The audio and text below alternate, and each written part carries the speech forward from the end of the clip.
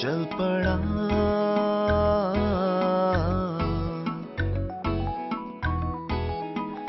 चल पड़ा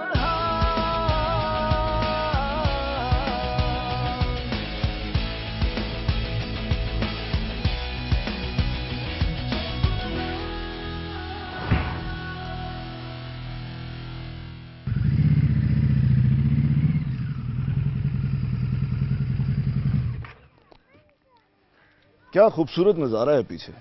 गधे सन बात ले रहे हैं। पेशावर में हमने एक स्कूल देखा था जिसको अंग्रेजों ने अस्तबल से स्कूल बना दिया। अब यहां पर एक हमारा सरकारी स्कूल है जिसको हमने स्कूल से अस्तबल बना दिया।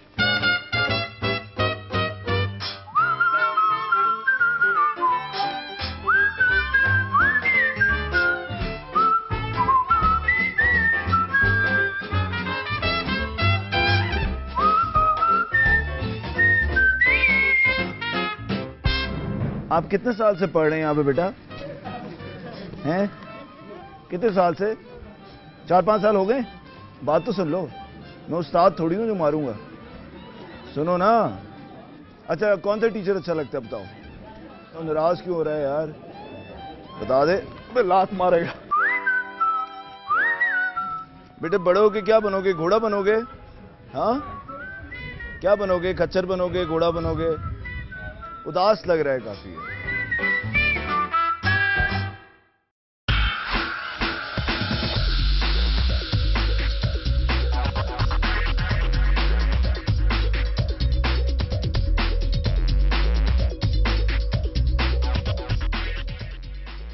मैंने पाकिस्तान के 5 सूबों में 80 से ज्यादा शहरों में सैकड़ों गवर्नमेंट स्कूल्स विजिट किए और हजारों बच्चों और टीचर्स और तालीम से मुतल्लिका लोगों से मिला और आपको भी मिलवाया। मेरा ये सफर तकरीबन अब खत्म होने को है, लेकिन ये आगाज है तब्दीली का। जब आपने मेरे हमरा ये सफर शुरू किया था तो मैंने आपसे जिक्र किया था पाकिस्तान में तालीम के सबसे बड़े मसले का। आए जरा अपनी मेमोरी रिफ्रेश करते हैं।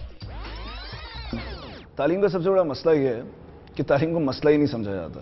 मसले तो सही बहुत है ना। पाकिस्तान में बिजली का मसला है, वापडा वालों का। लोड शेडिंग, 1 घंटा बिजली होता था, 10 घंटे बिजली नहीं होता था। ये क्या करे? ये मुल्क है, ये पाकिस्तान है। जो सियासत है और दहशतगर्दी पाकिस्तान के, ये 2 बड़े मामला हैं। महंगाई ज्यादा है, बदअमनी का है, अमन नहीं है, कहीं खुशी नहीं है, महंगाई ज्यादा है। पॉलिटिक्स का प्रॉब्लम सबसे ज्यादा आई थिंक मेन है। यहाँ के अवाम जो है टैक्स नहीं दे रहे, गरीबी बहुत है। जो मेरा हुक्मरान है वो अमेरिका के गुलाम है। जो हमारी दीन की मेहनत है हमने वो छोड़ दिया। महंगाई का मसला उठा रहे हैं, सीएनजी का मसला है।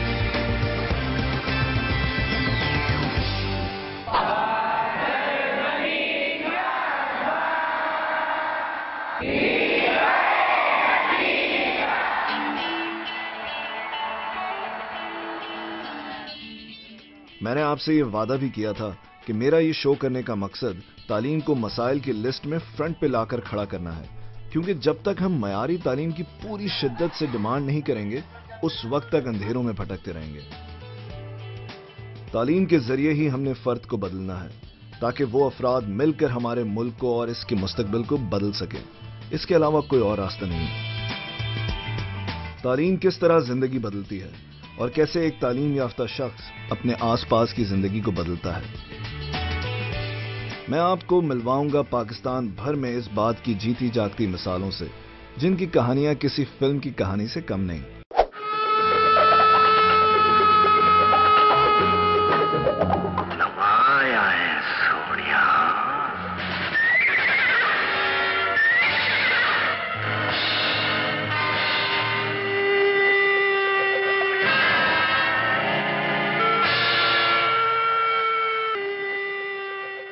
ये शोले टाइप किसी फिल्म का सीन नहीं, बल्कि ये पंजाब के शहर लाला मूसा का एक नवाई गांव है।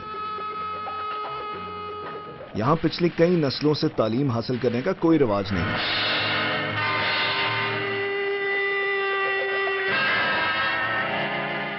फिर एक बच्चे ने स्कूल जाना शुरू किया और फिर चीजें आहिस्ता आहिस्ता बदलना शुरू हुई। بڑی مزیدار کہانی ہے سر آپ کی. کسی ڈائریکٹر نے کوئی فلم بنانے کی بات نہیں کی, کوئی اپروچ نہیں کیا آپ کو؟ شہزاد اچھی کہانیوں پہ فلمیں نہیں بنتی, پوری کہانیوں پہ فلمیں بنتی. کیونکہ آپ اپنے خاندان میں سب سے پہلے تھے جو اسکول گئے اور پڑھنا شروع کیا, تو آپ کے پیرنٹس کا کیا پوائنٹ آف ویو تھا؟ لوگوں نے مشکل کا لفظ صرف سنا ہے, ان کو اندازہ نہیں ہے کہ مشکل ہوتی کیا ہے. میں ایک سامنے اگزامپل ہوں جس نے زندگی میں ہر چیز ہی مشکل دیکھی ہے, کوئی سادہ سمپل چیز نہیں تھی, تو ہر چیز ہی ایکسیپشنل. ایک ایسا آدمی جس کی 5000 سال کی ہسٹری میں کوئی شخص اسکول نہیں گیا. اسکول ہمارے لیے ظاہر نئی چیز تھی, میں نے آپ کو بتایا. اب میں آپ کو لے کے چلتا ہوں گلگت, جہاں ایک لڑکی نے تعلیم کے ذریعے نہ صرف اپنی فیملی کی بلکہ پورے علاقے کی زندگی بدل دی. کہتے ہیں قوموں کے لیے علم جو ہے وہ زندگی ہوتی ہے اور جہالت جو ہوتی ہے وہ موت ہوتی ہے. علم کیسے زندگی بدلتی ہے, آئیں اس کی ایک ایگزامپل آپ کو دکھاتے ہیں اور ملواتے ہیں. بلکہ خدیجہ کیا حال ہے آپ کا؟ آپ ٹھیک ٹھاک؟ کل آپ کیسے؟ میں بالکل ٹھیک ہوں. آپ بتائیں گے یہ جو سفر ہے سارا اور جو آج جہاں تک آپ پہنچی ہیں؟ میں نے اپنی تعلیم کا آغاز ایک چھوٹے سے گاؤں میں ایک چھوٹے سے اسکول سے شروع کیا تھا, اور ایک میں بہت ہمبل رورل بیک گراؤنڈ سے میرا تعلق ہے.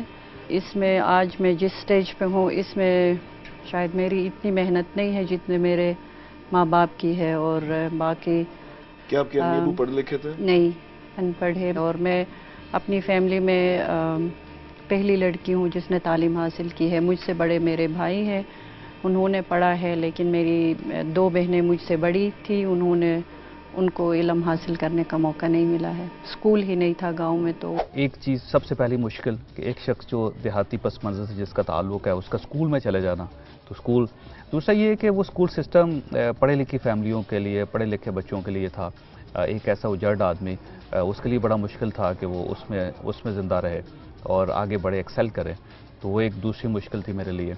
تیسری ایک بڑی دلچسپ بات میں آپ کو بتاتا چلوں کہ میرے اندر لینگویج سیکھنے کی صلاحیت نہیں ہے. یہ ایک قدرتی ایک آپ سمجھو کہ ڈیفیکٹ ہے میری ذات میں کہ میں لینگویج نہیں لرن کر سکتا. یہ ساری چیزیں بڑی عجیب و غریب سی ہیں. تو خاندان میں جب بڑا آپ کا یہ تھا کہ کوئی اسکول نہیں جاتا تھا اور وہ کلچر نہیں تھا, تو باقی فیملی ممبرز یا گاؤں والوں نے کسی نے کوئی روکا کہا کہ یار یہ کیا کر رہا ہے؟ یہ تو میرے گھر کے میری فیملی نے یہ سوچا کہ 2 قسم کی کتابیں ہوتی ہیں. ایک بڑے سائز کی کتاب ہوتی ہے A4 سائز, یہ کتاب اچھی ہوتی ہے, اور جو چھوٹی کتاب ہوتی ہے یہ غلط ہوتی ہے. تو وہ جو چھوٹی کتاب ہوتی تھی اس کو پھاڑ دیتے تھے یا جلا دیتے تھے. تو صبح کے وقت جب میں اٹھتا تھا تو کوئی نہ کوئی کتاب میری جلی ہوتی تھی یا پھٹی ہوتی تھی. اس کے علاوہ جب میں 8th کلاس میں تھا تو زیادہ پڑھنے کی وجہ سے میری آنکھیں خراب ہو گئی.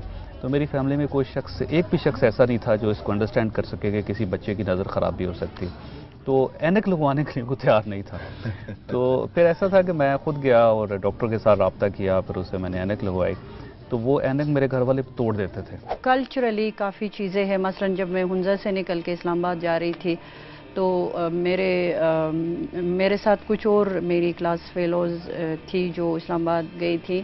تو ہماری فیملیز کو کافی پریشرائز کیا جاتا تھا کہ آپ نے اپنی بیٹیوں کو شہر بھیجا ہے اور وہاں وہ سیکیور ہے, کون ان کی حفاظت کرتا ہے, اس طرح کی چیزیں. تو فیملی کو کافی کلچرلی چیزیں اس طرح کی فیس کرنی پڑی ہے. تو آپ کے گاؤں میں یہ سوچ تبدیل ہوئی, یہ جو کلچرل ایک پریشر آتا ہے کہ بچیوں کو باہر نہ بھیجیں پڑھنے کے لیے یا پڑھائیں نہ, تو آپ کے یہاں پہنچنے سے آپ کو لگتا ہے اس گاؤں میں کوئی تبدیلی آئی ہے؟ بہت بڑی تبدیلی آئی ہے, بہت بڑی تبدیلی آئی ہے. لوگ اپنی بیٹیوں کو پڑھاتے ہیں, بلکہ میری مثال دیتے ہیں, جو کہ میرے لیے ایک آنر ہے. تو اس ریجن میں صرف 2 ہی لوگوں کے کام ہوتے تھے, کھیتی باڑی کرنا اور اس کے بعد دشمنیاں پالنی. تو خاندانی دشمنیاں چلی آتی تھی, اور اگر ایک دشمنی ختم ہو جاتی تھی تو نئے سٹارٹ کر دیتے تھے وہ, کیونکہ یہ سمجھتے تھے کہ یہ ایک جوان مردی ہے.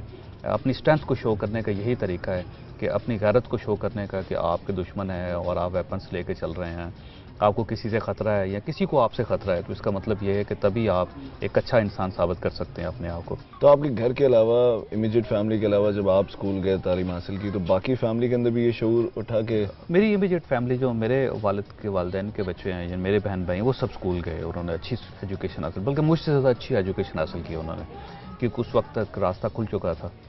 تو بہت زیادہ اچھی ایجوکیشن. میرا اپنا بچہ جب اس نے A لیول کیا تو میں بڑا حیران ہوا کہ تو یہ ایک آپ یہ دیکھو کہ 40 سال کا دائرہ ہے جس میں ہر چیز چینج ہو گئی, اور اس کی چینج ہونے کی وجہ صرف اور صرف ایجوکیشن تھی. آپ کو کیسا لگتا ہے یہ کیسے زندگی بدلی ہے آپ کی اسکول جانے سے یا تعلیم حاصل کرنے سے؟ جی مجھے بعض دفعہ جب میں ریفلیکٹ کرتی ہوں تو مجھے یقین نہیں آتا ہے آج میں جس سٹیج پہ ہوں یہ شاید میں نے اس کا خواب بھی نہیں دیکھا تھا. آج ایک میں بہت بڑے ادارے کو ہیڈ کرتی ہوں اور میرے انڈر علاقے میں 126 اسکولز فارمل سیکٹر میں اور تقریباً 290 انفارمل سیکٹر میں کام کر رہے ہیں. تو میرے لیے یہ ایک خواب ہے اور یہ سفر اتنا آسان نہیں تھا میرے لیے. جیسے میں نے شروع میں کہا کہ میرے ماں باپ نے بہت محنت کی اور مجھے اسکول بھیجا. میں نے وہاں سے اپنا میٹرک پاس کیا اور پھر آگے اسلام آباد چلی گئی. اسلام آباد سے میں نے اپنا گریجویشن کمپلیٹ کیا. گریجویشن کے بعد میں نے اسی اسکول میں پڑھانا شروع کیا جہاں سے میں نے میٹرک کیا تھا اور اس اسکول میں واپس پڑھانا میرے لیے ایک بہت بڑا اعزاز تھا. میں اسکول میں پڑھنا شروع ہو گیا. میری اپنی فیملی 8 بہن بھائی ہیں. 7 بہن بھائی مجھ سے چھوٹے ہیں. وہ بھی پھر اسکول جانا شروع ہوئے. پھر ہم یہاں سے نکل گئے اسلام آباد چلے گئے. اب ہم پیچھے مڑ کے دیکھتے ہیں تو ہمیں بڑا عجیب سا محسوس ہوتا ہے کہ ہم کس کلچر سے نکل کے آئے. اور اگر ہمارے پاس تعلیم نہ ہوتی تو آج ہم اسی گاؤں کا حصہ ہوتے یا جیل میں ہوتے یا ہم نے کچھ قتل کیا ہوتا یا قتل ہو گئے ہوتے. ارلی چائلڈہڈ ڈیولپمنٹ ماں کے پیٹ سے شروع ہوتا ہے اور اس کے لیے ضروری ہے کہ مائیں لکھی پڑھی ہو. اور اگر گھر جو سنبھالتی ہے وہ ماں اگر لکھی پڑھی ہو تو وہ ایک آپ کو ایک لکھی پڑھی جنریشن لکھی پڑھی قوم دے سکتی ہے. تعلیم آپ کی زندگی میں تو بڑا پارٹ پلے کیا ہے. آپ کو لگتا ہے باقی یہ جو ہماری عوام ہے جو بچے پڑھ نہیں پاتے یا ان کے ماں باپ سمجھتے ہیں پڑھنے کے بعد اس کو اچھی نوکری نہیں ملے گی, تو صرف نوکری ایک مقصد ہوتا ہے تعلیم حاصل کرنے کا یا باقی بھی بہت زندگی بدلتی ہے؟ وہ کہتے ہیں یہ صرف فلسافیکل بات ہے کہ جی بہت کچھ اور ہوتا ہے, نوکری ملنی چاہیے بس. میں ایک انڈیویجول ہوں اس سوسائٹی کا. آپ یہ سمجھو کہ گاؤں ہے, اس میں اس کے دائیں بائیں 6-7 گاؤں ہیں جو ہماری اپنی فیملی اپنی برادری کے گاؤں ہیں. ان میں سے اگر ایک بچہ اسکول جا کے پڑھ کے شیپ چینج کر سکتا ہے سوسائٹی کی, یا اس کی سوچ کچھ لوگوں پہ اوپر افیکٹ کرتی ہے, یا لوگوں کو سوچنے کا ڈھنگ سکھاتی ہے, یا لوگوں کو بہتر زندگی کے بارے میں چیزیں بتاتی ہے, یہ نہ بھی ہو تو تب بھی میری اپنی زندگی میں بہت چینج آئی. تو اس قسم کے اگر 1000 لوگ ہوں اس ملک میں جو یہ سوچ لیں کہ ہم نے کلچر کو بدلنا ہے, اپنی سوچ کو چینج کرنا ہے, ہم نے انوائرمنٹ کو چینج کرنا ہے, تو آپ خود سوچو کہ پاکستان میں کتنی بڑی تبدیلی آ جائے.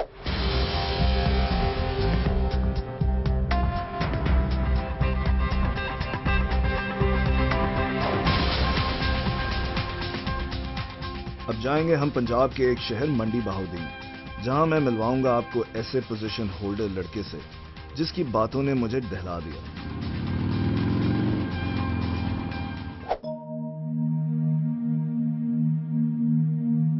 باخدمت جناب وزیر اعلیٰ پنجاب.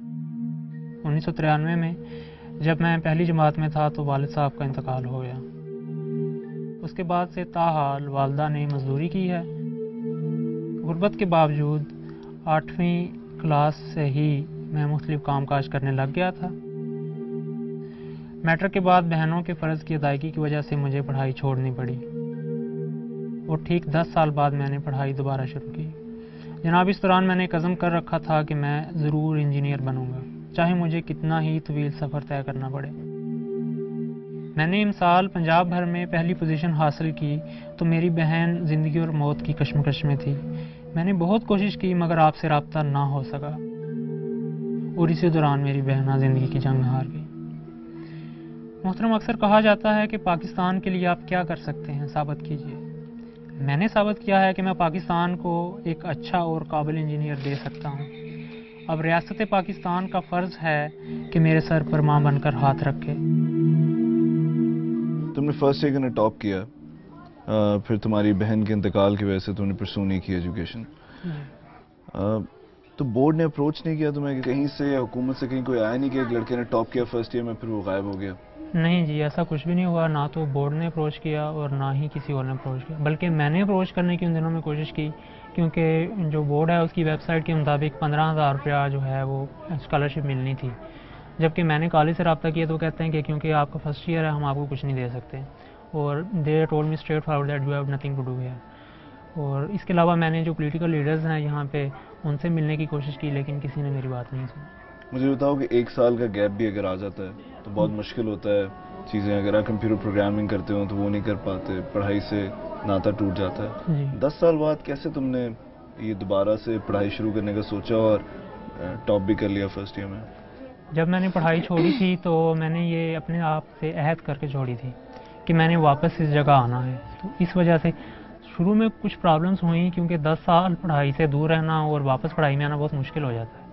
بہت زیادہ مشکل ہوئی سٹارٹ میں, لیکن مشکل جو ہوتی ہے اس کو دیکھ کے پھر پیچھے نہیں رہ جانا ہوتا, اس کو اوور کم کرنا یہ ضروری ہوتا ہے. لیکن اب تم کیوں نہیں آگے پڑھ رہے؟ اب کیوں ہمت جو 10 سال بعد تم نے دوبارہ شروع کی اور ٹاپ بھی کر لیا فرسٹ ایئر میں, تو اب کیوں باقی آگے کیوں نہیں کوشش, کیوں مشکلات کا سامنا کیوں نہیں کر پا رہے ہو؟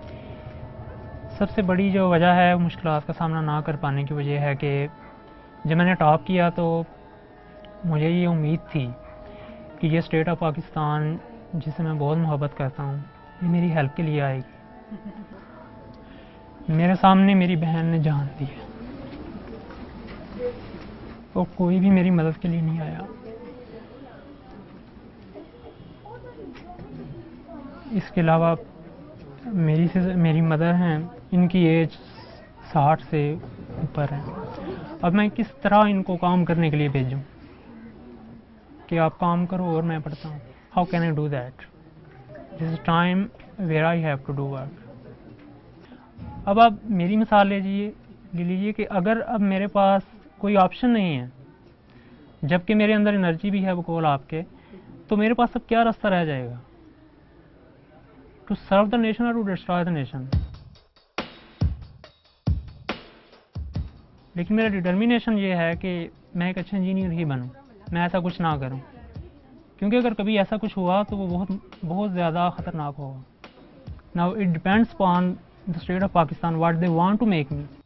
عثمان اور اس کی والدہ کو تعلیم کی اہمیت کا کتنا اندازہ اور احساس ہے یہ ان کی کہانی سے ظاہر ہے, لیکن ہمارے حکمرانوں کو تعلیم کی اہمیت کا کتنا احساس ہے؟ انہیں تعلیم یافتہ لوگ اور معاشرہ چاہیے یا نہیں؟ عثمان کے ساتھ ساتھ یہ میرا بھی ان سے سوال ہے. چل پڑھا